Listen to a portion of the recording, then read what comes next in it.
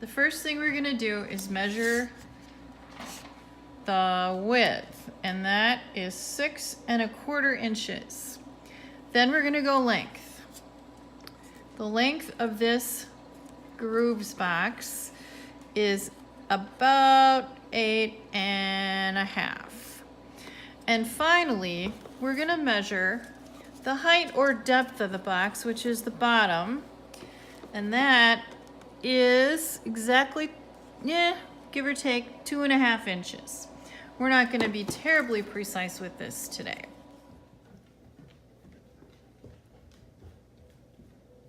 The first measurement we're going to make of the grooves box is the area, which is going to be the entire measurement of this flat plane on the top of the box.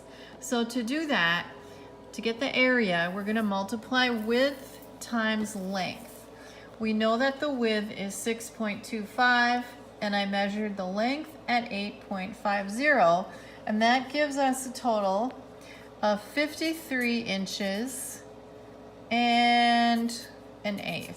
53 1/8 inches. A couple of uses for area as a measurement is computing when you want to, for instance, say buy carpeting for a room. You need to know the area so that you know how much carpeting to buy, or grass seed for a lawn, something like that.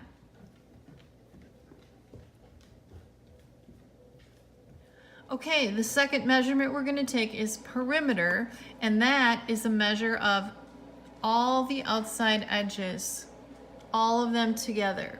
And rather than measure each side separately, we're going to use the perimeter formula, which is simply width times length. We already have that, but the trick here is you're going to multiply this by 2.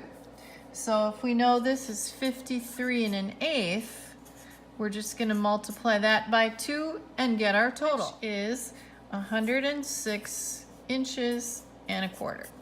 So that is the perimeter, the measurement around the entire edges of the box. Okay, so the last measurement we're going to do is the volume. You use the volume. Let's say that this box is empty and I'm going to put popcorn in it, but I need to know exactly how many cubic inches of popcorn I need to put in there. Okay, so let's compute the volume for our grooves box.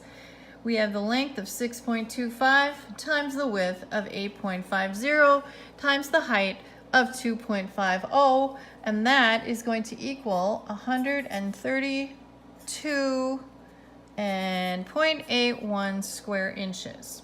So now we know how much popcorn we need exactly to put in the box.